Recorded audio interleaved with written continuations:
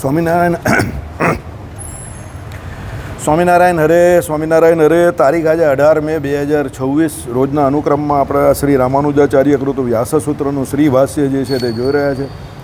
અત્યારે આપણે આ સૂત્ર જે છે તે કયું જોઈ રહ્યા છે? તો શાસ્ત્રો યોનિત્વાત એ જોઈ રહ્યા છે. એટલે એ સૂત્રને થોડુંક આપણે જાણી જઈએ. 3જા નંબરનું સૂત્ર છે કે ભાઈ એ જગતના જન્મ આદિનું કારણ એવું છે બ્રહ્મ તે વેદાંત ઉપનિષદ થકી જ જણાય છે એમ કહ્યું, પણ તે બરાબર નથી. બ્રહ્મનું વેદાંત વાક્યથી જ પ્રતિપાદન થતું નથી, કારણ કે અનુમાનથી સિદ્ધ થઈ શકે છે એમ શંકા લાવીને ઉત્તર આપે છે કે હવે અહીંયા સમજવાનું. અશોકભાઈ અહીંયા આવી જાઓ, પછી સમજ નહીં પડશે. તો આપણે ત્યાં બધા ચેમ્પિયન ઓફ ચેમ્પિયન છે. સમજવાનું શું છે એ પહેલાં તમે સમજી જાઓ, બરાબર. આ શાસ્ત્રો યોનિત્વાતવાળું થોડુંક અઘરું છે, કારણ કે આ છે ને ન્યાયવાળાનું છે, નૈયાયિકોનું છે. આપણે પહેલાં તો 4 જે પ્રમાણો એ પ્રત્યક્ષ, અનુમાન, શબ્દ, સ્મૃતિ અને શબ્દ, આ 4 પ્રકારના પ્રમાણ છે. હવે એકચ્યુઅલી અત્યાર સુધીના જે પહેલાં 2 સૂત્ર હતા, કયું? અથા તો બ્રહ્મ જિજ્ઞાસા અને જન્માધ્યસ્ય યત. તો એ બંને સૂત્ર જે છે, તો એ બંને સૂત્રમાં શું સાબિત કર્યું કે પહેલું અથા તો બ્રહ્મ જિજ્ઞાસા, એમાં બ્રહ્મનું લક્ષણ કહ્યું તો સત્યમ જ્ઞાનમ અનંતમ બ્રહ્મ, બરાબર છે. તો આપણે એને સાબિત શું કર્યું કે જે સત્યમ જ્ઞાનમ અનંતમ નામના જે 3 વિશેષણો જે છે એ કોને લાગે છે? બ્રહ્મને લાગે છે. એટલે એ બ્રહ્મનું પ્રાથમિક લક્ષણ છે. પછી એના પછી આવ્યું જન્માદ્યસ્ય યત. એની અંદર શું બતાવ્યું? યતો વા ઇમાની ભૂતાની એમ કરીને બતાવ્યું.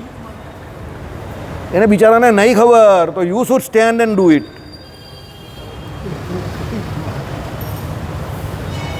એ નવો માણસ છે, એને કઈ રીતે ખબર હોય? આ 12-12ની 2 ને 24ની 1 થઈને ઈશારામાં સમજતા નથી તમે લોકો. મેં જોયું ફાટ ફાટ ફાટ ઈશારામાં. અમારે ત્યાં અમે 2 કામ કરીએ ને રસોડામાં, આમથી આમ જઈએ, આમથી આમ જઈએ, પણ આમ ઈશારામાં જ બધું કામ ચાલે. ત્રીજો ઘૂસવા બી નહીં દે કોઈને, કારણ કે અટવાઈ જાય બિચારો. એ નથી તમારામાં આવતું હજુ પણ.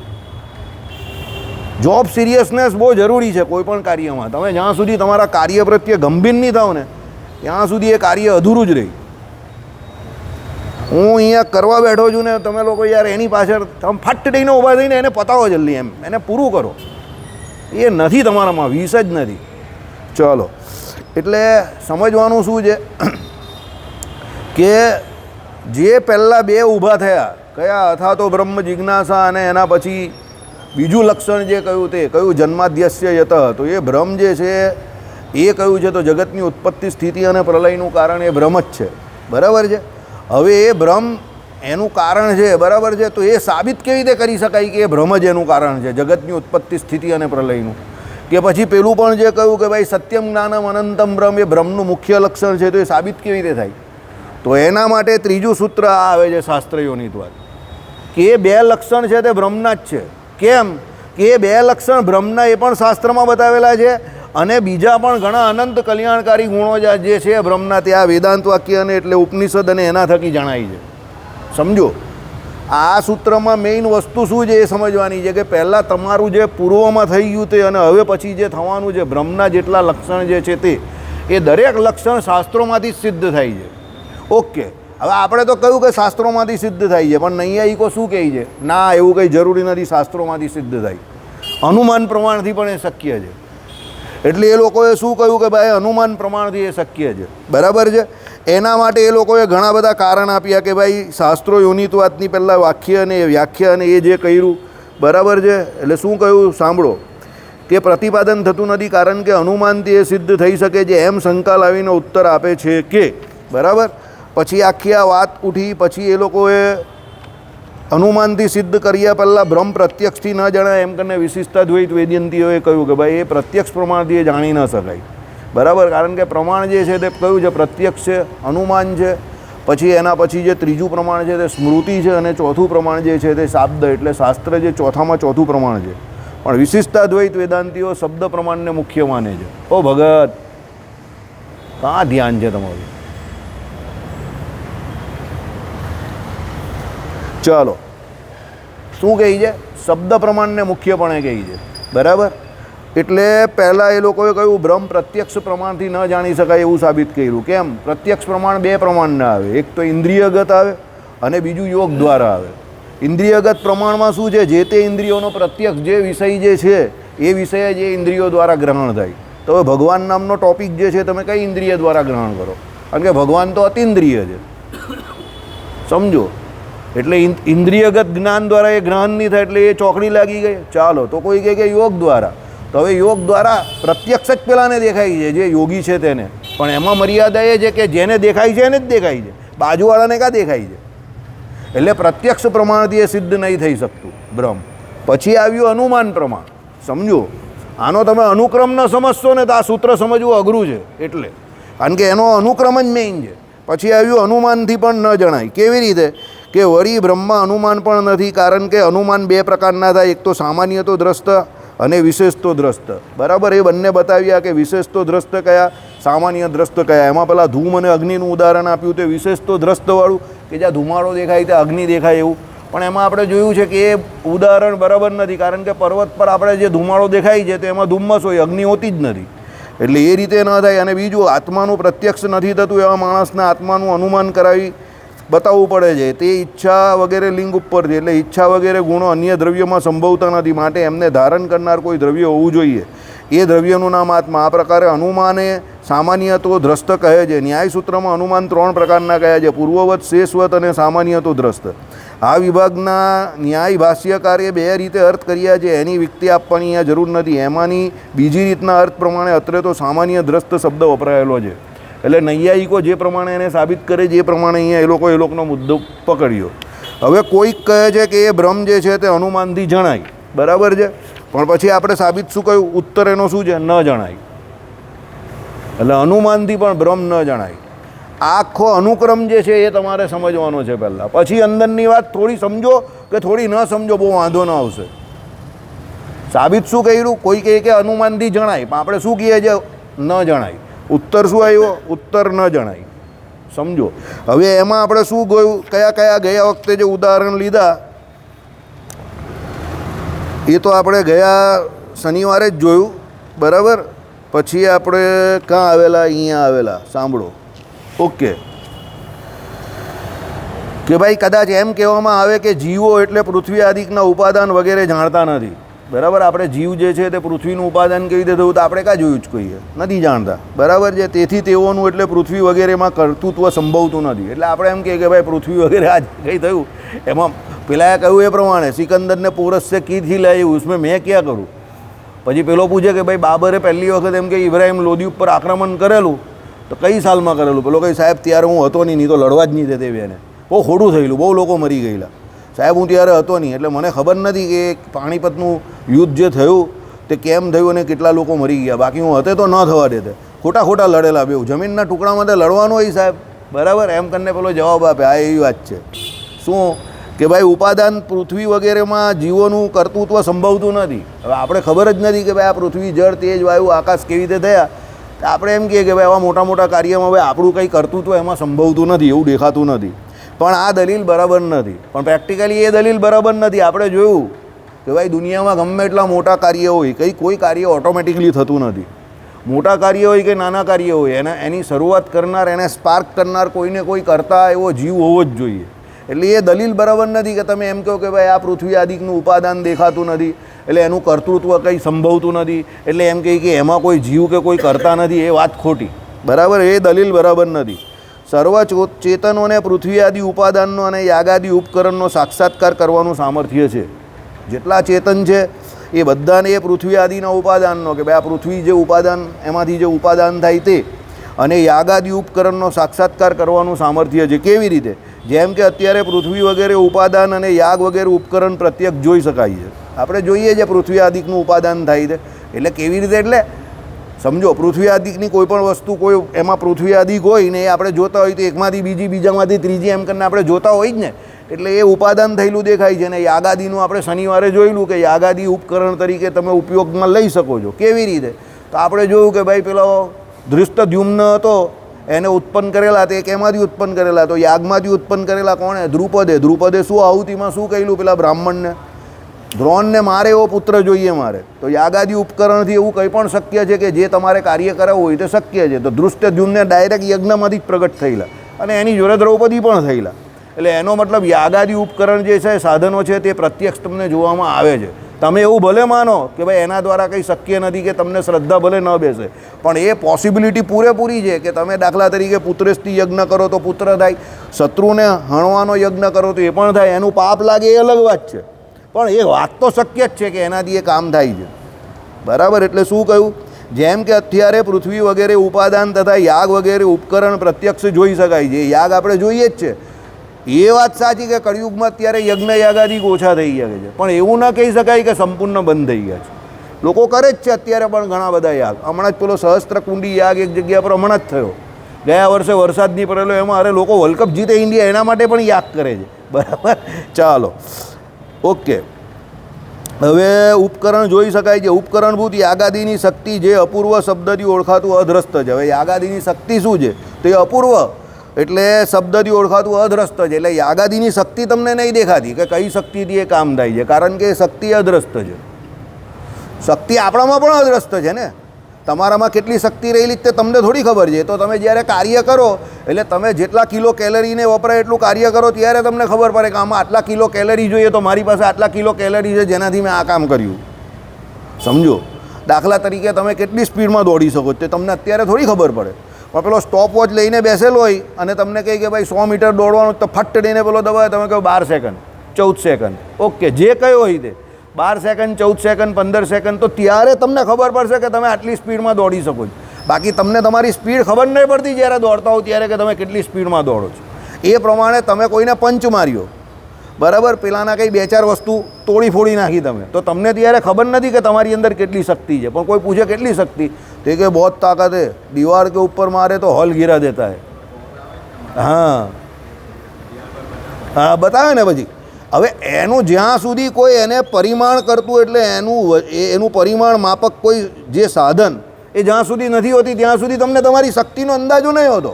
પણ શક્તિ વપરાય છે એ વાત 100% સાચી, ને એ શક્તિનું પરિણામ પણ દેખાય છે. એટલે અહીંયા શું કહ્યું તે સાંભળો કે ભાઈ અપૂર્વ શબ્દથી ઓળખાતું અદ્રષ્ટ છે. શું ઉપકરણ એટલે શું? ઉપકરણ શું છે? ભૂત યાગાદિની શક્તિ જ અપૂર્વ શબ્દથી ઓળખાતું અદ્રષ્ટ છે. તેનો સાક્ષાત્કાર થઈ શકતો નથી. શક્તિનો તમે સાક્ષાત્કાર નહીં કરતા, શક્તિથી થયેલા કાર્યનો તમે સાક્ષાત્કાર કરો છો. સમજો? સમજ પડે છે? દાખલા તરીકે તમે અત્યારે અહીંયાથી 10 કિલોમીટર દૂરથી કોઈ સામાન અહીંયા લઈને આવ્યા, તો એમાં તમારી કેટલી શક્તિ વપરાય તો તમને કોઈ પૂછે, ભાઈ એ નહીં ખબર. પણ 10 કિલોમીટર દૂરથી હું આ મોટામાં મોટું આ 25 કિલોનું જે સામાન છે તે અહીંયા લઈને આવ્યો, એટલી શક્તિ મારામાં હોવી જોઈએ. એટલે તમારું કાર્ય દેખાય પણ શક્તિ નહીં દેખાતી. સમજ પડે છે અહીંયા શું કહેવા માંગે તે? જો નૈયાયિકોની વાતમાં આવું બધું આવશે જ, કારણ કે નૈયાયિકો બધા છે ને લોજિક પર બહુ જાય. સમજો? એટલે અહીંયા શું કહ્યું સાંભળો કે ભાઈ તેનો સાક્ષાત્કાર થઈ શકતો નથી, પણ તેથી ચેતનના કર્તૃત્વને બાદ આવતો નથી. ચેતનના કર્તૃત્વને બાદ નહીં આવતો. ભાઈ તમારી શક્તિ નહીં દેખાતી એટલે એનો મતલબ એવો થોડો જ કે તમે કરતા નથી. કરતા તો છો જ, અને શક્તિ તમારામાં છે જ, પણ એ શક્તિનું માપન નહીં થઈ શકતું. પણ કરતા પણ તો તમે જ વર્તો છો. એટલે કહેવાનો મતલબ શું છે? ચેતનનું કર્તૃત્વ દેખાય નહીં તો પણ એ કરતા તો કહેવાય જ. એના કરતાપણાનો નિષેધ નહીં થઈ શકે. સમજો? દાખલા તરીકે તમે ઘરે બેઠેલા છો અને તમારા ઘરમાંથી તમારા પત્ની કે બેન કે દીકરી જે કોઈ રસોઈ કરતા હોય તે 2 કલાક 3 કલાક સુધી તમને જોવામાં નહીં આવે, અને પછી એ બહારથી આવે, તમને ખબર જ નથી કે રસોઈ કરીને ગયા છે. પછી એ બહારથી આવે, તમને પૂછે કે જમી લીધું? તે કે રસોઈ જ નહીં કર્યું તો ક્યાંથી જમું? તે કે રસોઈ તો થઈ ગયેલી છે. તમને કહ્યું કેવી રીતે? મેં તો જોયા જ નહીં તમને લોકોને. કે તમે નહીં જોયા એટલે અમે રસોઈ નહીં કરી. અમે 2 વાગ્યાની રસોઈ કરીને જ ગયેલા, ફ્રીજમાં જે ખાલી ગરમ કરવાનું જ બાકી છે. તમે કહ્યું ખાલી ખોટો ભૂખો રહ્યો. કહેવાનો મતલબ તમે એમને રસોઈ કરતા નથી જોયા, એનો મતલબ એવો નથી રસોઈ નહીં થઈ, તમે જોયા નથી. બસ શક્તિમાં આવી વાત છે. શક્તિ તમને દેખાય નહીં એનો મતલબ એવો નથી કે શક્તિમાન જે છે તે કરતાપણે નથી વર્તતો. શક્તિમાન છે એનામાં એ કર્તૃત્વ શક્તિ રહેલી જ છે. એની શક્તિ તમે નહીં જોઈ શકતા, પણ એનું કરતાપણું તો તમને દેખાય જ છે એના કાર્ય દ્વારા. બરાબર? ચાલો, એટલે શું કહ્યું? તેનો સાક્ષાત્કાર પણ થઈ શકતો નથી, પણ તેથી ચેતનોના કર્તૃત્વનો બાદ આવતો નથી, કારણ કે કાર્ય ઉત્પન્ન કરવામાં શક્તિના સાક્ષાત્કારની જરૂર પડતી નથી. આવી ગયું? શું કહ્યું? કાર્ય તમારે જે કંઈ ઉત્પન્ન કરવાનું છે એમાં શક્તિનો સાક્ષાત્કાર તમારે નહીં જોવાનો કે ભાઈ આટલા કિલો શક્તિ છે અને મને એનાથી આ કાર્ય થઈ છે. એ કાર્ય થઈ ગયું ને, તમારે કરતા જોઈએ ને કાર્ય જોઈએ. શક્તિ હવે એનામાં એટલી હશે તો એ કાર્ય થશે, ન હશે તો એ 2 જણાને લઈ આવશે, 3 જણાને લઈ આવશે. આપણે આ પેલા કામ કરવાવાળા માણસ હોય તેમાં નહીં કહેતો પેલો કોન્ટ્રાક્ટરને એનો માલિક કે જો ભાઈ આ કામ કાલે પૂરું કરવાનું છે, પેલો કંઈ શેઠ પૂરું નહીં થશે, 3 દિવસ થશે. એ કે 3 દિવસ કેમ? શેઠ આપણી પાસે 4 માણસ જ છે, એક કામ કર 10 માણસ કરી દે અને કામ આપણે પૂરું કરવાનું છે 1 જ દિવસમાં. કેમ? 4 માણસ જે કે 3 માણસ જે છે તે 3 દિવસમાં કરે છે ને, તું 1 દિવસમાં 10 માણસ લાવશે તો કામ તો થઈ જ જશે ને. સમજો? કેમ? શક્તિ તો એટલી જ વપરાવાની છે. સમજો? 3 માણસની શક્તિ વપરાય તેમાં 3 દિવસ લાગે, તો 3 તાલી 9 માણસ જોઈએ, હું તને 1 માણસ વધારે આપું છું, 10 માણસ લે, પણ તારે કામ 1 દિવસમાં કરવાનું છે. હવે એ 10 માણસે જે કામ કર્યું એ કામ દેખાશે, પણ એ 10 માણસની શક્તિ નહીં દેખાશે. સમજ પડે છે? પણ જ્યારે એ કામ થઈ જાય ત્યારે પેલો શું કહે છે, શેઠ 1 જ દિવસમાં કમ્પ્લીટ કરી નાખ્યું, 3 દિવસનું કામ અમે 1 જ દિવસમાં કમ્પ્લીટ કર્યું. હવે જેણે કર્યું એને ખબર છે કે એ કામમાં જેમાં 3 માણસો એની જગ્યા પર મેં 10ને લગાવેલા, એટલે વપરાય અંદર 10 માણસની શક્તિ, પણ એ શક્તિ દેખાતી નથી, પેલું કાર્ય દેખાય છે. બરાબર છે? ચાલો, એટલે શક્તિના સાક્ષાત્કારની જરૂર પડતી નથી. શક્તિમત એટલે શું છે? જે પદાર્થની એ શક્તિ છે તે પદાર્થ બરાબર નો જ સાક્ષાત્કાર કાર્ય ઉત્પન્ન કરવામાં જરૂરનો છે. એટલે જે પદાર્થ દ્વારા એ શક્તિ વપરાય છે તે પદાર્થનો સાક્ષાત્કાર હોવો જોઈએ કે ભાઈ આ માણસ દ્વારા કે આ પદાર્થ દ્વારા આ શક્તિ વપરાય. એ માણસ તમને સાક્ષાત્કાર દેખાય, પણ એનામાં રહેલી શક્તિ દેખાતી નથી. કે માણસ હોય કે પછી પેલું મશીન હોય, જે કંઈ હોય તે ઘણી જગ્યા પર એ મશીન હોય, એ મશીન એમ કે ભાઈ 1 કલાકમાં 25 વખત ઉપર જાય છે અને નીચે આવે છે, ઉપરથી નીચેથી કાંકરા ઉચકે છે અને ઉપર જઈને ટ્રાન્સફર કરે છે, ભાઈ પાછું એ નીચે આવે છે અને ઉપર જાય છે. સમજો? તો પેલો કંઈ કલાકમાં કેટલી વખત કરે છે? તો એમ કહે કે માનો ને મિનિટમાં 1 વખત ઉપર જાય ને પછી નીચે આવે, બરાબર? એટલે 2 મિનિટ જેવું થાય, ઉપર જતાં 1 મિનિટ ને નીચે જતાં આવતા 1 મિનિટ, એટલે એમ કહે કે 2 મિનિટ એટલે 30 જેટલા રાઉન્ડ મારે, એટલે ઉપરથી 30 જેટલી ને એકમાં કેટલા કિલો આવે છે? તે કહે કે ઓછામાં ઓછા એમ કહે કે આમાં કાંકડા તમે જોવા જાઓ તો 5 કિલો જેવા કાંકડામાં ઉચકાઈને ઉપર જાય છે. ઓકે, એટલે 30 પંચા 150, તો 150 કિલો જેટલા કાંકડા ઉપર ચાલ્યા જશે. સમજો? સંજય કે આ બધો આનો મારો વિષય છે, તો વાસુદેવભાઈ એટલું મગજ કેમ ચલાવે છે? અરે ભાઈ, એ તો બતાવવા માટે, લોકોને સમજાવવા માટે. હવે કાંકરા ઉચકનાર તો પેલું મશીન જ છે, પેલા એ તો ખાલી સ્વિચ ઓન જ કરવાની છે. પણ એ સ્વિચ ઓન કરનાર પણ કોઈ કરતા છે, મશીનને બનાવનાર પણ કોઈ કરતા છે, અને એ મશીનને ચલાવનાર પણ કોઈ કરતા તો છે ને છે જ. ભલે તમે એને નિર્જીવ પદાર્થ તરીકે પેલા મશીનને કહો, પણ એ મશીનની શક્તિ નહીં ખબર પડતી, એનામાં શક્તિ કેટલી જ, પણ એને કાંકરા ઉચકીને કામ કરી બતાવ્યું ને એનું, બસ એ છે. ચલો, એટલે શું કહ્યું કે એનો સાક્ષાત્કાર કાર્ય ઉત્પન્ન કરવામાં જરૂરનો છે. શક્તિનું તો માત્ર જ્ઞાન જ જોઈએ, શક્તિનું જ્ઞાન જ જોઈએ કે હું આ કામ કરી શકું છું. બરાબર? હા, શક્તિમાન કેટલી શક્તિ, એટલે એમાં એને જ્ઞાન જોઈએ કે આ કામ હું કરી શકું છું. બરાબર? પેલો જે બોલપેન થોકીને એમ થોકીને કહેતો હોય જ ને, બરાબર, कि 15 दिन में ये 15 करोड़ ला सकता है, ये कोई बड़ी बात नहीं है. लेकिन बड़ी बात ये है कि इसको मालूम था कि ये 15 दिन में 15 करोड़ रुपया ला सकता है. उसके पास जेब में फूटी कौड़ी नहीं थी, लेकिन 15 दिन में 15 करोड़ लेके आएगा, इसका ये जो उसका कॉन्फिडेंस था, ये बात ज़्यादा महत्वपूर्ण है. 15 करोड़ आ गया वो महत्वपूर्ण नहीं है, लेकिन वो लेके आया ये बात उसको मालूम था. और 15 दिन पहले उसके पास फूटी कौड़ी भी नहीं थी, वो भी बात हमको मालूम है. એટલે શક્તિનું જ્ઞાન હોવું બહુ જરૂરી છે. કેમ? શક્તિનું જ્ઞાન નહીં હોય તો શક્તિમાન એ કામ નહીં કરી શકતો. એના પણ શાસ્ત્રમાં ઉદાહરણ છે. મોટો સમુદ્ર લંકા અને આપણા ઇન્ડિયાની વચ્ચેનો, બરાબર છે, એને ઓળંગવાનો હતો. બરાબર છે? હનુમાનજી ઊભા રહેલા, ભગવાન રામચંદ્રએ શું કહ્યું તમારામાં, એટલે જાંબવાને કહ્યું, ભગવાનને તો ખબર જ હોય, તો જાંબુવાને શું કહ્યું? હનુમાન તુમ હમ સબ મેં બહોત બુદ્ધિવાન ઓર બલવાન હો. પછી એને એની શક્તિ બતાવી, એટલે હનુમાનજીએ શું કર્યું? સમુદ્રનું ઉલ્લંઘન કરીને સામે લંકામાં ગયા. બરાબર છે ને? એ જ રીતે પેલો પ્રલંબાસુર કોને લઈ ગયેલો? બલરામજીને ઉચકીને લઈ ગયેલો. જે ભાગવતજી સાંભળતો હોય તે તો ભગવાને યાદ કરાવી, ઉપરથી આકાશવાણી થઈ, ભાઈ તમારામાં અપાર સામર્થ્ય છે આ અસુરને. એટલે પછી બળામ દઈને એને ઉચકીને અફાયડો નીચે, તો પેલો રામ નામ સત્ય થઈ ગયો. હવે શક્તિમાનને શક્તિની જ જરૂર, એટલે એના જ્ઞાનની જરૂર છે. શક્તિ રહેલી છે એનામાં, પણ એનું જ્ઞાન હોવું જરૂરી છે. તો આ 2 કિસ્સામાં એ ખબર પડી કે શક્તિમાનોમાં શક્તિ તો હતી, એના જ્ઞાનની જરૂર છે કરી. તો એ જ્ઞાન આપવા માટે આવી રીતે આકાશવાણી થાય, કાં પછી કોઈ મોટિવેશનલ સ્પીકર હોય એ તમને મોટિવેટ કરે, કાં કોઈ ગાઈડ તમને ગાઈડ કરનારો હોય તે કોઈ ગાઈડ એવી રીતે તમને કહે, કાં કોઈ ગુરુ હોય આચાર્ય હોય એ તમને એ પ્રમાણે કહે ભાઈ તારામાં અપાર સામર્થ્ય છે, ભાઈ તું અહીંયા બેઠો બેઠો ભગવત દર્શન કરી શકે છે, ભગવત સાક્ષાત્કારી બની શકે છે, મનુષ્ય જન્મમાં શું સિદ્ધ ન થાય, ચાલ આવી જા ભગવાનનું ભજન કર, બેસી જાય, અહીંયા થઈ જશે કામ. બરાબર. એટલે શું કહ્યું અહીંયા સાંભળો, શક્તિનું તો માત્ર જ્ઞાન જ જોઈએ. બરાબર. શક્તિ એટલે એનું સામાન્ય જ્ઞાન કે મારામાં આ શક્તિ છે એમ. બરાબર. ચલો, સાક્ષાત્કાર જોઈતો નથી. સાક્ષાત્કાર એટલે એનું પ્રત્યક્ષ જ્ઞાન. પ્રત્યક્ષ જ્ઞાન એટલે સમજ્યા કે આમાં કેટલી શક્તિ બહાર આવે છે એવું કંઈ પ્રત્યક્ષ જરૂરી નથી. એ તો કોઈને બાપને બી ખબર નહીં હોય કે મારામાં કેટલી શક્તિ રહેલી છે, કંઈ મશીન લઈને થોડા ફરીએ જ આપણે કંઈ. ચાલો, કુંભાર વગેરે ગળો માણ વગેરે કાર્ય બનાવે છે ત્યાં એ કાર્યના ઉપકરણ દંડ ચક્ર વગેરેનો સાક્ષાત્કાર કરીને બનાવે છે, પણ એ દંડ ચક્ર વગેરેની શક્તિનો પણ સાક્ષાત્કાર કરીને તે બનાવે છે એમ કંઈ નથી. આવી ગયું ને? મેં તમને કહ્યું એ પ્રમાણે સમજો.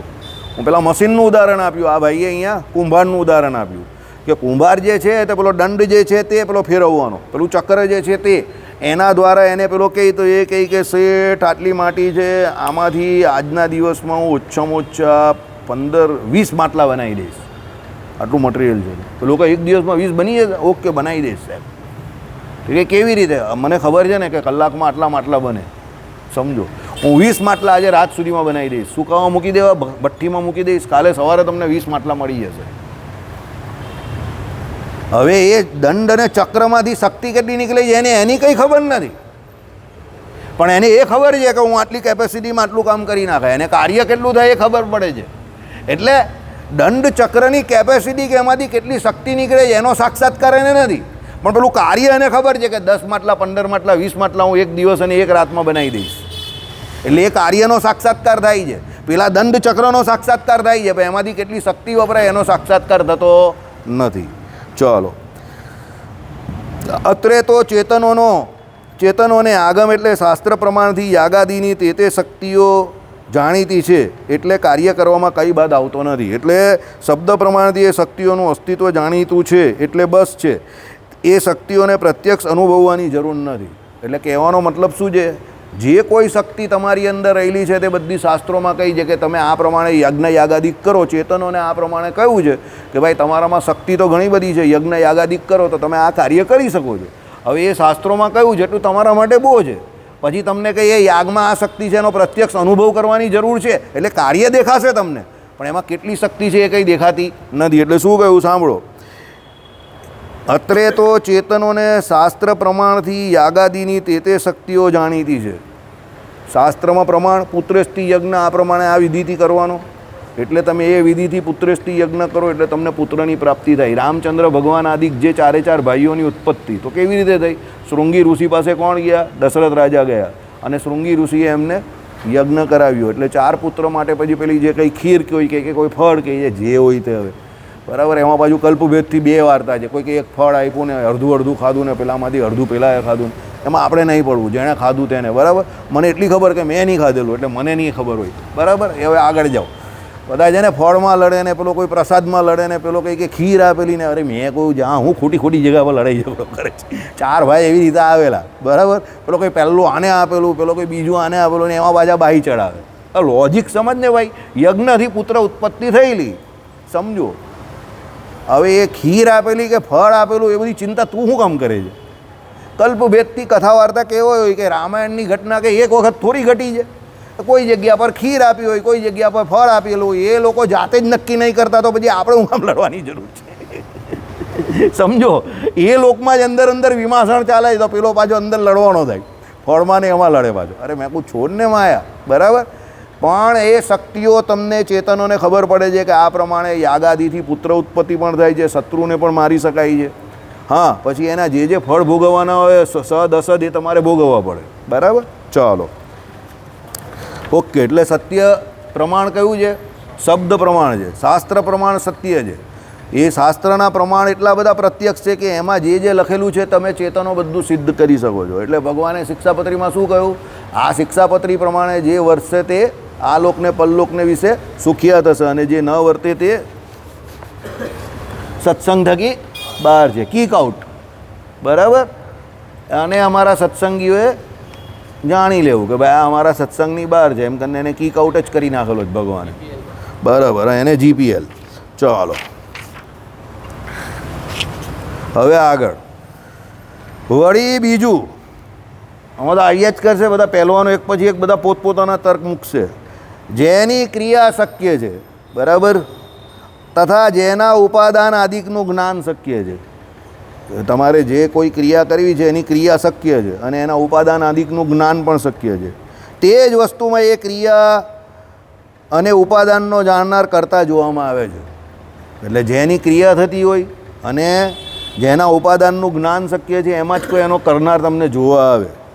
ડુંગર દરિયો વગેરે તો બનાવવા અશક્ય છે. તો તમે કહો કે આ ડુંગર કોણે બનાવ્યો, તો તમે એને બનાવો કોઈ માણસ થોડા બનાવી શકે. દરિયો કોણે બનાવ્યો તો કોણ બનાવી શકે, બરાબર છે.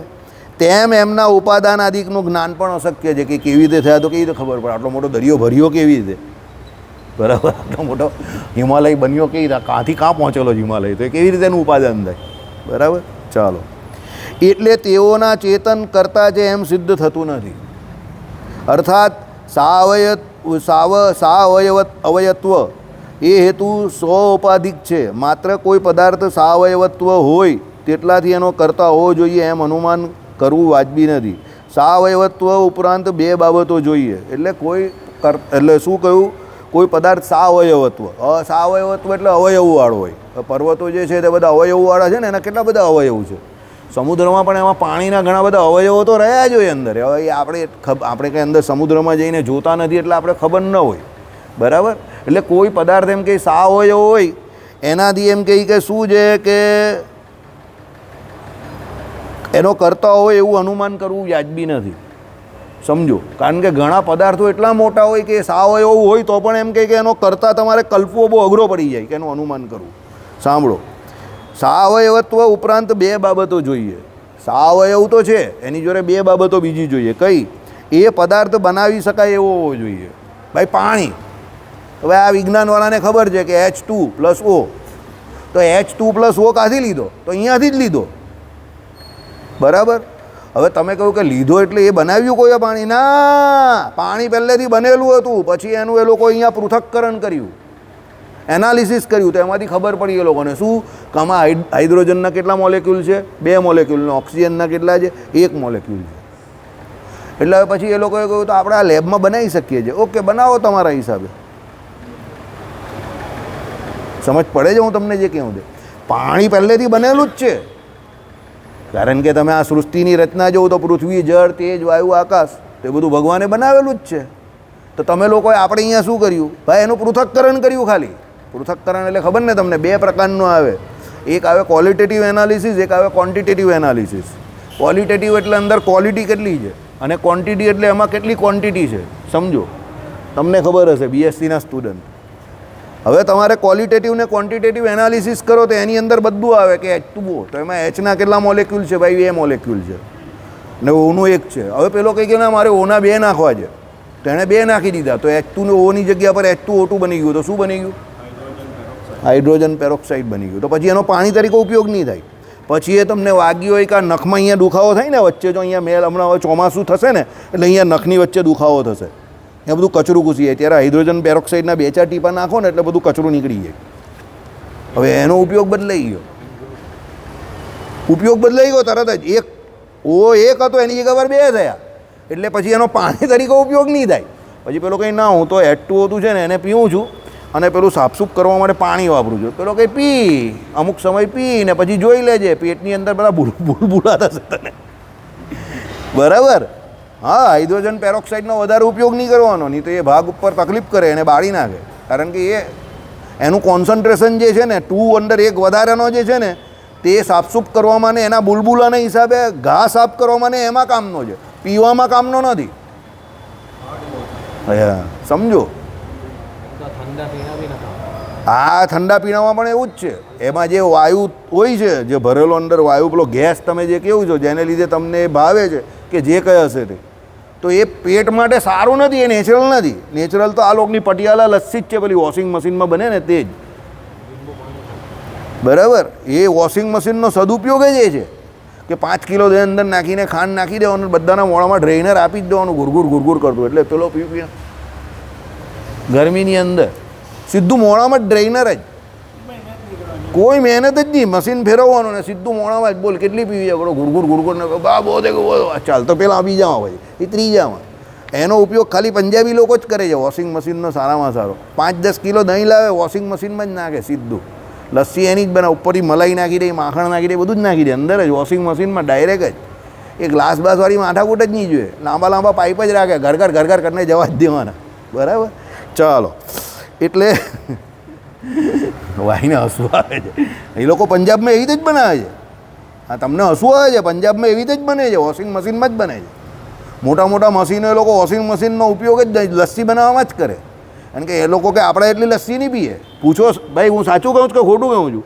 તો ચાલો, એ તો ભાઈ પંજાબમાં રહેતા નથી ને એટલે, બરાબર. ચાલો, ઓકે.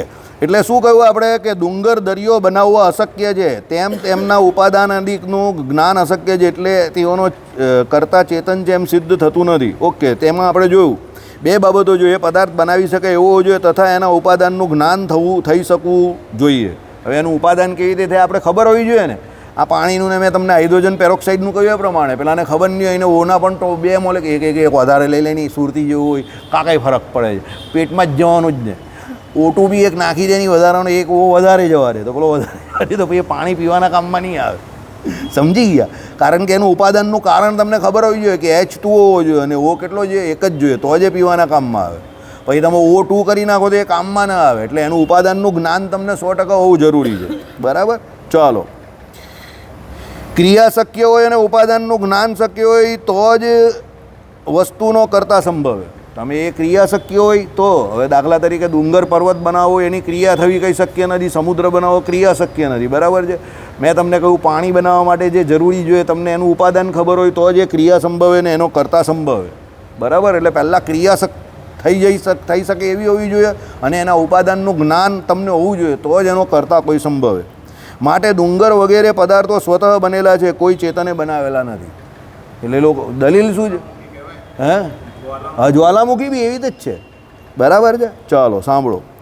માટે ગળો, માણ વગેરેની તરેના જે પદાર્થો બની શકાય એવા છે, તથા જેઓના ઉપાદાન વગેરેનું જ્ઞાન સંભવે છે, તેવા પદાર્થમાં રહેલું કાર્યત્વ જ એ પદાર્થોની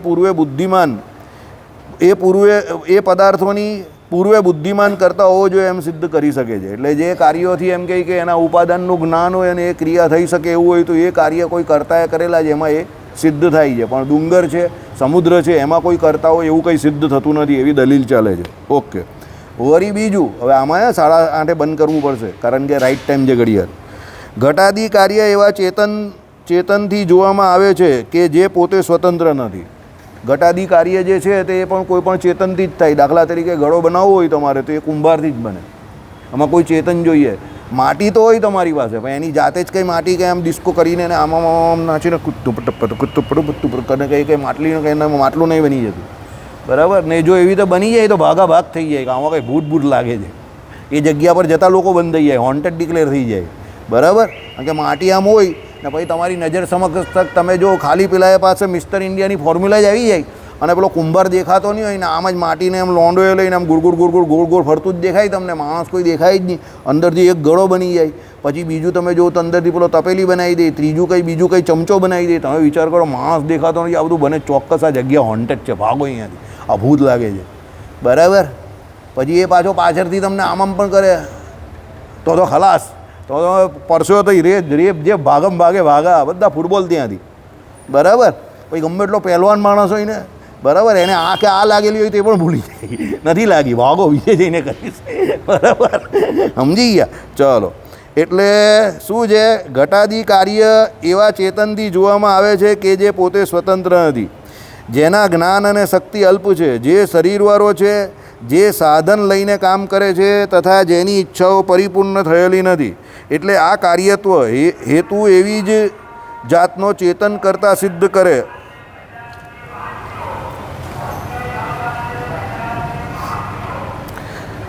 તથા જેની ઈચ્છાઓ પરિપૂર્ણ થયેલી નથી. એટલે આ કાર્યત્વ હેતુ એવી જ જાતનો ચેતન કરતાં સિદ્ધ કરે છે અને તમે સાધવા ઈચ્છો છો તે તો એવો પુરુષ કે જે સર્વજ્ઞ અને સર્વેશ્વર છે. તેવા પુરુષથી ઉલટો પુરુષ કાર્યત્વ હેતુથી સિદ્ધ થાય છે, માટે એ હેતુ વિરુદ્ધ બને. તમે ઈચ્છો છો તેનાથી તેથી ઉલટું જ સિદ્ધ કરનારો. ઓકે, પણ તમે કહેશો કે આ રીતે તો સર્વે અનુમાનનો ઉચ્છેદ જ થવાનો પ્રસંગ આવે, પણ તેમ નથી. દ્રષ્ટાંત અને પક્ષ સર્વથા સરખા જ થવા જોઈએ એમ નિયમ કરીએ તો એકે અનુમાન જ ન થઈ શકે. એક ગળાનો બનાવનાર કુંભાર આંધળો હતો એટલે બીજો ગળો બનાવનાર કુંભાર પણ આંધળો જ હોવો જોઈએ એમ કાંઈ છે? બરાબર છે. કોઈ જગ્યા પર એવું તમને દેખાય કે ભાઈ કોઈ કુંભાર આંધળો પણ હોય પણ તો પણ એ એનું કામ કરી શકતો હોય. ઘણા લોકો હોય જ છે ને, અંધ હોય છે તો પણ પોતાનું કામ વાંચવાનું લખવાનું બધું બરાબર કરતા હોય. કોઈ બીજો વાંચતો લખતો હોય અને એ પોતે ગ્રંથો પણ લખતો હોય, બરાબર. પણ હવે એના માટે એવું જરૂરી નથી કે બધા ગ્રંથ લખનારા આંધળા લુલા લંગડા જ છે, સમજો. અત્યારે પેલી ક્રિકેટ મેચની એ બધું પેલા લોકો દિવ્યાંગો નથી રમતા, તેનો મતલબ એવો નથી કે જેટલા ક્રિકેટ રમે તે બધા જ એવા છે, એ લોકો પણ રમે જ હવે, બરાબર. ચાલો, એટલે શું કહ્યું? બીજો ગળો બનાવનાર કુંભાર પણ આંધળો જ હોવો જોઈએ એમ કાંઈ છે? ગળાનો બનાવનાર કોઈ હોવો જોઈએ એટલું જ અનુમાન વ્યાજબી ગણાય. તમે અનુમાન એવું કરી શકો કે ગળો છે તો એનો બનાવનાર કોઈ હોવો જોઈએ. હવે એ આંધળો છે, લૂલો છે, લંગડો છે કે દેખતો છે એ કોઈ નક્કી નહીં કરવાનું. ગળો છે તો એનો કરતાં 100% કોઈ હોય. પેલા છોકરા જેવી મેં તમને વાત કરેલી ને કે એણે આગલી રાત્રે શું કર્યું, એના બાપા નાસ્તિક હતા તો એક પેન્સિલ મૂકી દીધી, એક રબર મૂકી દીધું, એક જોરદાર પેપર મૂકી દીધું અને સામે ડ્રોઈંગનું ચિત્ર હતું જે એને બીજે દિવસે દોરીને જવાનું હતું. અને એના બાપાને કહ્યું કે કંઈ નહીં, હવે કાલે સવારે મળશું. તો બધું એમને એમ જ હતું. એનો બાપો કહ્યું તું મને શું સિદ્ધ કરવા માંગે છે? પપ્પા, સામે તમે જે ચિત્ર મૂકેલું છે એ દોરવાનું છે, તો એ ચિત્ર એની મેળે નહીં દોરાતું તો પછી આટલી મોટી દુનિયા કેવી રીતે બની ગઈ? એનો કરતાં કોઈને કોઈ તો હોય ને. આ એવી વાત છે કે ભાઈ કોઈ પણ કરતા હોવો જરૂરી છે એટલું તમે અનુમાન કરી શકો. બીજું કોઈ અનુમાન નહીં કરી શકો કે એ કેવો છે, આંધળો છે, લૂલો છે, લંગડો છે, બરાબર. ચલો, એટલે ગળાનો બનાવનાર કોઈ હોવો જોઈએ એટલું જ અનુમાન વાજબી ગણાય. એક બનાવનારના બધા ધર્મો તે બીજા બનાવનારમાં પણ હોવા જોઈએ એમ નિયમ થઈ શકતો નથી. હવે એક બનાવનારના, હવે દાખલા તરીકે કોઈ એક હાથથી બનાવતો હોય, બીજા હાથનો ઉપયોગ જ નહીં કરે. ઘણા ગાડી ચલાવે તો હોર્નનો ઉપયોગ જ નહીં કરે, જોજો. એનો હોર્ન પર આંગળી છે, એ રસ્તે ચલાવે, સીટી મારતો હોય, એ જગ્યા કરજો, એ વચ્ચે નહીં આવ, એ 420 બોલ કા કરંટ એમ કરીને એ બોલતો જ ચલાવતો હોય. હવે એને હોર્નની જરૂર જ નથી કોઈ, સમજો. એ બાજુએ નજર હટી, દુર્ઘટના ઘટી, એ નજર સીધી રાખ એમ કરીને બોલતા જ ગાડી ચલાવતો હોય. એટલે એને હોર્નની જરૂર જ નથી. હવે એ એવું કરે છે એટલે બધા ડ્રાઈવર એવા છે એવું માનવું જરૂરી નથી, પણ એ એનું કામ કરી લે છે એમાં, સમજો. એનો માલિક કહે કે જો હોર્ન નથી ગાડીમાં, કે મને હોર્નનો આ ઉપયોગ જ નહીં કરતો, મારો તો મોડું જ ચાલે છે, કે જોજે હું પહોંચી જઈશ, તમે ચિંતા નહીં કરો. હવે એ પહોંચી જાય એટલે બીજો પણ પહોંચી જાય, નોટ નેસેસરી. બીજો ડેન્ગો હોય એ જે ડાયરેક્ટ પહોંચી જાય ઉપર અને બીજા 2-4ને પહોંચાડી દે, સમજો. એટલે જે કામ એ કરી શકે એટલે એના જેવા સમાન ધર્મો બીજામાં હોય જરૂરી નથી. એટલે કરતા બધા એક જ સરખા ધર્મવાળા હોય જરૂરી નથી. કાર્ય ભલે એક હોય પણ એ કરતા એક જ ધર્મવાળા એવું જરૂરી નથી. બધા પોતપોતાના હિસાબે કામ કરે, સમજો. તમારે જે કામ કરો છો એ કામ હું મારા હિસાબે કરું, આ ભાઈ એના હિસાબે કરે, આ ભાઈ એના હિસાબે કરે, પેલા ભાઈ એના હિસાબે કરે, આ ભાઈ કદાચ કરે જ નહીં, બરાબર. પણ બધા પોતપોતાના હિસાબે કરે. ધર્મો બધાના અલગ અલગ છે, બરાબર છે. ચલો,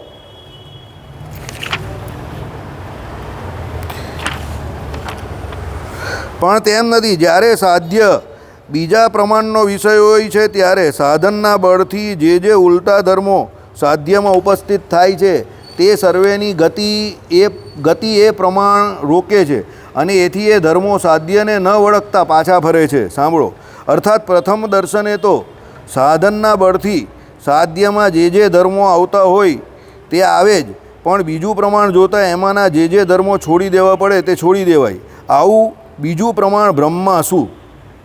સમજો, થોડુંક ટ્રીકી છે, આપણે તમને સમજાવી દઈએ. પ્રથમ દર્શને તો તમે આમ પહેલી નજરે કોઈ પણ વસ્તુ જુઓ તેમાં શું થાય? સાધનના પરથી સાધ્યમાં જે ધર્મો આવતા હોય તે આવે જ. એટલે તમે જે કંઈ સાધનોનો ઉપયોગ કરો એને કારણે સાધ્યમાં તમને જે એમ કહે કે ધર્મો આવતા હોય તે બધા દેખાય, બરાબર છે. હવે જ્યાં સુધી બધા જે ધર્મ તમે વિચારેલા જ એ પ્રમાણે આવતા જાય ત્યાં સુધી તમને કોઈ પ્રોબ્લેમ નથી. ઓકે, આ તો મેં વિચારેલું કે આવું તો થવાનું જ છે, આ તો મેં વિચારેલું આવું થયું, આ બધા ધર્મો દેખાય છે. ઓકે, ચાલો. પછી બીજું પ્રમાણ જોતાં એમાંના જે ધર્મો છોડી દેવા પડે તે છોડી દેવાય. પછી તમે બીજું પ્રમાણ તાત્કાલિક આપો તો તમે પહેલાંમાં જે ધર્મો જોઈ લે એમાંથી જેટલા ધર્મો તમારે છોડવાના એટલા તમે છોડી દો. સમજ પડે છે? પહેલું પ્રમાણ આપ્યું એમાં બધા ધર્મ જેટલા આવતા એટલા દેખાયા કર્યા, બીજામાં જેટલા છોડવાના એટલા છોડી દીધા, જેટલા આવવાના જેટલા આવી ગયા. બરાબર છે? આવું બીજું પ્રમાણ બ્રહ્માસુ, એટલે આ બીજું પ્રમાણ જે આપ્યું તે બ્રહ્માસુ કે એમાં જે છોડવાના જ તે છોડી દીધા. કારણ કે બ્રહ્મા પેલા નિત્ય નિર્દોષપણાના જે માયાના જે દોષવાળા છે તે કંઈ નથી. તો એવું પ્રમાણ શું છે કે માયાના કોઈ ગુણ ભગવાનમાં નથી એમ. જો અનંત કલ્યાણકારી ગુણો તો બ્રહ્મા છે બધા, પણ પેલા જે દોષ છે તે કોઈ નથી. તેનું પ્રમાણ શું કે નથી એવું કદાચ કહેશે. આ મારું ગેઝિંગ છે, શાંતિ રાખજો, પણ don't jump in to the theory. ચાલો. અને પ્રકૃત સ્થળે તો સકળ જગત નિર્માણ કરવામાં ચતુર એવા સાધ્ય, એ જ આવે છે ભાઈ. પરમાત્મા તે કોઈ પણ બીજા પ્રમાણનો વિષય બનતો નથી. ભગવાન જે અહીંયા છે તો શું છે? એક જ જે એવા છે કે જે આખા જગતની રચના કરે છે. બરાબર છે? શું કહ્યું? સકલ જગત નિર્માણ કરવામાં ચતુર એવા જે સાધ્ય, એવો જે સાધ્ય પરમાત્મા. સાધ્ય પરમાત્મા જ છે, પરમાત્મા દ્વારા જ આખું જગત બને છે. બરાબર? તે કોઈ પણ બીજા પ્રમાણનો વિષય બનતો નથી. તેથી જે ધર્મો અન્વય વ્યતિરેકથી અવશ્ય રીતે પ્રાપ્ત થાય છે તે સગળા સામાન્ય રીતે એને વળગે છે. એટલે તમે જે પણ કોઈ ધર્મ અન્વયપણે કે વ્યતિરેકપણે, શું કહ્યું? અન્વય એટલે શું? એની અંદર રહેલા. વ્યતિરેકપણું એટલે એનાથી જુદાપણે. બરાબર? એટલે શું કહ્યું? અવશ્ય રીતે પ્રાપ્ત થાય છે તે સગળા સામાન્ય રીતે એને વળગે છે અને એમને પાછા વાળનાર કોઈ પણ પ્રમાણ નથી. એટલે એ ધર્મો તેવાને તેવા સાધ્યને વળગેલા રહે છે. માટે કહેવાનું કે આગળ શબ્દ પ્રમાણ સિવાય ઈશ્વર સી રીતે સિદ્ધ થઈ શકશે? એટલે કહેવાનું તાત્પર્ય શું છે? ભગવાનમાં જે અનંત કલ્યાણકારી ગુણો રહેલા છે, સમજો, એ ગુણો બધા ભગવાનના શાસ્ત્રોમાં કહેલા જ છે અને એ શાસ્ત્રો દ્વારા જે બધા ભગવાનના ગુણો તમે સિદ્ધ કરી શકો. બીજું તમે અનુમાન આદિક બીજા કોઈ પણ રીતે કરવા જાઓ તો તમારાથી એ સિદ્ધ થવાના નથી. કારણ કે એમાં અમુક શાસ્ત્રમાં શું કહ્યું? પેલું એક લક્ષણ કહ્યું, સમજો, મેં તમને હમણાં કહ્યું એવું કે ભાઈ ભગવાન અનંત કલ્યાણકારી ગુણોવાળા છે, પણ એની જોડે ભગવાનના નિર્ગુણપણમાં બાજુ શું કહ્યું? માયાના દોષે રહિત છે. તો માયાના દોષ જે છે તે આપણામાં છે તો ભગવાનમાં એ છોડી દેવાના છે. ભગવાનમાં આમાં જે આવ્યું ને, શું આવ્યું? પછી બીજું પ્રમાણ જોતાં એમાંના જે ધર્મો છોડી દેવા પડે તે છોડી દેવાય. પરમાત્મા ચેતન છે. હવે આપણે સામાન્ય રીતે અહીંયા જગતનો કોઈ જીવ કોઈ કાર્ય નિર્માણ કરે ને એમાં એ કાર્ય કરે તો એ એના ગુણ દ્વારા એ કરે, પણ એમાં એના દોષ પણ હોય તો એ દોષ અંદર દેખાય. પણ ભગવાને સૃષ્ટિ બનાવી એમાં દોષ નહીં દેખાતા. કેમ નહીં દેખાતા? કારણ કે માયાના કોઈ પણ દોષ ભગવાનને વિશે નથી. પણ ભગવાનમાં અનંત કલ્યાણકારી ગુણ છે પાછા, સમજો. એટલે શું કહ્યું? સાંભળો. એટલે એ ધર્મો તેવાને તેવા, એટલે જેવા છે તેવાને તેવા, એટલે ભગવાનમાં રહેલા જે ધર્મો તેવાને તેવા સાધ્યને વળગેલા રહે છે, એટલે ભગવાનને વળગેલા રહે છે. માટે કહેવાનું કે આગળ એટલે શું? શબ્દ પ્રમાણ સિવાય ઈશ્વર સી રીતે સિદ્ધ થઈ શકશે? એટલે ભગવાન કોઈ દિવસ શાસ્ત્ર સિવાય સિદ્ધ નહીં થઈ શકે. કેમ? તમે અનુમાન કરવા જાઓ તો પણ ભગવાનના કયા પેલા જે છૂટેલા છે તે કેવી રીતે તમે અનુમાન કરો એમ? સમજો, શાસ્ત્રમાં તો લખેલું છે તો તમને એના દ્વારા એ પ્રમાણિત થઈ જાય, પણ અનુમાન તમે કેવી રીતે કરો કે માયાના ગુણ ભગવાનમાં નથી? એનું અનુમાન કેવી રીતે કરી શકો? આગળ એ આવશે. હજુ વાર છે, હજુ ટાઈમ, સમય છે, હજુ સમય છે. ઈશ્વર અનુમાનના પ્રયોગો. આના જવાબમાં ઈશ્વર અનુમાનવાળા કહે છે. હવે જે પાછા ઈશ્વરનો જે અનુમાન કરે છે ને એ લોકો કહે છે. જો આપણાવાળાએ શું સિદ્ધ કર્યું? શબ્દ પ્રમાણથી ભગવાનના જે ધર્મો છે એ ભગવાને જ અનંત કોટી બ્રહ્માંડની ઉત્પત્તિ, સ્થિતિ અને પ્રલય કરે છે. યતો ઈમાની ભૂતાની, એમાં જે આવ્યું એ પ્રમાણે. અને એ પ્રમાણ જે છે તે બધું શબ્દ દ્વારા એટલે શાસ્ત્રો દ્વારા જ સાબિત થાય છે. અનુમાન તે સાબિત નહીં થતું. ઓકે, હજુ પેલા લોકો અભી બી એ છોડેગા નહીં. એટલે અનુમાનવાળા નૈયાયિકો શું કહે તે સાંભળો. જગત સાવયવ છે તેથી એની કાર્યતાનો નિષેધ કરવો અશક્ય છે. નીચે પ્રમાણે અનુમાન પ્રયોગ કરી શકાય છે. પાછા આવ્યા એ લોકો, બાજી નહીં મૂકશે. શું કહે છે? જગત આખું સાવયવ છે, આખું જગત અવયવવાળું બનેલું છે. એની કાર્યતાનો નિષેધ કરવો અશક્ય છે. એટલે એની કાર્યતાનો તમે નિષેધ નહીં કરી શકો, કારણ કે કાર્ય તો છે જ કોઈનું ને કોઈનું. બરાબર છે? નીચે પ્રમાણે અનુમાન પ્રયોગ કરી શકાય છે. ચાલો, જેને વિશે વિવાદ ચાલે છે તે પૃથ્વી પર્વતાદિક કાર્ય છે, સાવયવ છે, માટે ગતાદિકની માફક. શું કહ્યું? જેને માટે એમ કહી કે વિવાદ ચાલે છે તે શું છે? પૃથ્વી. પછી શું કહ્યું? પર્વતાદિક કાર્ય છે. ભલે પૃથ્વી બહુ મોટું કાર્ય છે, ભલે પર્વતાદિક કાર્ય છે, પણ એ સાવયવ તો છે. ઓકે. ઘટાદિકની માફક. ઘટ જે છે તે, એટલે ઘટ એટલે ઘડો, એની માફક. તો ઘડો બનાવવા માટે કોઈ માણસ કરતા હોય છે તો તમને અનુમાનથી ખબર પડી ગઈ. હવે એ તો તમે જોઈ શકો છો, એ તો તમને ખબર જ છે કે ઘડો છે, તો એનું તમે અનુમાન લગાવી શકો કે આ ઘડો છે તો 100% એને બનાવનારો કોઈ હોય, તો પર્વત છે તો એનો બનાવનારો પણ કોઈ એવું અનુમાનથી તમે સિદ્ધ કરી શકો છો. આ એ લોકોની દલીલ છે. બરાબર. જેને વિશે વિવાદ ચાલે છે તે પૃથ્વી, સમુદ્ર, પર્વતાદિ કાર્ય છે, મહત્વ પરિમાણવાળા હોય, ક્રિયાવાળા છે, માટે ગતાદિકની માફક. મહત્વ પરિમાણવાળા એટલે મોટા છે. મહત્વ પરિમાણ અને ક્રિયા બંને ધર્મ જોઈએ. આકાશને મહત્ પરિણામ છે પણ ક્રિયા નથી, તેથી એ કાર્ય નથી. આકાશ જે છે તે કેવો છે? તો કોઈ કાર્ય કરતું નથી. શ્રીજી મહારાજે વચનામૃતમાં શું કહ્યું? પૃથ્વી, જળ, તેજ, વાયુ અને આકાશ, બધામાં આકાશ રહ્યો છે અનુસ્યુતપણે, પણ આકાશ કોઈ કાર્ય નહીં કરતો. આકાશ કેવો છે? નિર્લેપ છે મોટો, પણ કાર્ય નહીં કરતો. એવા ઘણા લોકો હોય, બહુ મોટા કહેવાતો હોય, આ ભાઈ બહુ મોટા, બહુ મોટા. અમારા જસવંતભાઈ મેવાવાળા કે એ પ્રમાણે મોટાને બહુ પકડવાની. એ શું કહે? તને કંઈ થશે તો હું બેઠેલો છું, એટલે એ બેઠેલો જ રહેશે, ઊભો નહીં થશે. એટલે બહુ મોટા કહેવાતા એ કોઈ કામના નહીં હોય. એટલે હું તો હંમેશા કહું, મને મોટા કોઈ કામના નથી, અને મારા જીવનમાં મને મોટા કોઈ કામમાં આવ્યા પણ નથી. અને હું તો ચોખ્ખું આજે સામે કહું જ બધાની, મને મોટાની જરૂર પણ નથી. માણસ કેવો જોઈએ કે જે તમારું કામ તમારા ક સમયમાં કરે અને તમે એનું કરો, તો એ માણસ. પછી બહુ મોટો કહેવાતો હોય, ફોન જ નહીં ઉચકતો હોય તમારો, તો એ શું કામનો? એને કે તું તારા ઘરે મોટો, ચાલ જા, મને તારી કોઈ જરૂર નથી. બરાબર. ચલો, એટલે શું કહ્યું? મહત્ પરિણામ અને ક્રિયા બંને ધર્મ જોઈએ. આકાશને મહત્ પરિણામ છે પણ ક્રિયા નથી, એ કાર્ય નથી. પરમાણુમાં ક્રિયા છે પણ મહત્ પરિણામ નથી. પરમાણુમાં ક્રિયા છે, મોટા મોટા ધમાકા કરી શકે છે, બરાબર છે, એનામાં ક્રિયા છે, પણ શું છે? મહત્ પરિમાણ નથી. પરમાણુ બહુ નાના છે, તેથી તે પણ કાર્ય નથી. કારણ કે એને કાર્ય કરવા માટે, ભાઈ મોટો કરવા માટે પરમાણુઓ ભેગા કરે છે ને. પરમાણુ બોમ્બ બનાવે તો એ કંઈ એકલો નાનો થોડો પરમાણુ ધડાકો કરે છે, તો બધા ભેગા કરે, અને એને એવી રીતે ભેગા કરે કે એનાથી પ્રેશર જોરમાં ક્રિએટ થાય. માટે હેતુ પ્રમાણે બરાબર ચોકસાઈથી ઘડવામાં આવ્યો છે. ઘડિયાળ બહુ હેરાન કરે છે. આવતીકાલે કરશું. શ્રીપતિમ શ્રીધરમ સર્વદેવેશ્વરમ ભક્તિધર્માત્મજમ વાસુદેવમ માધવમ કી સોમ.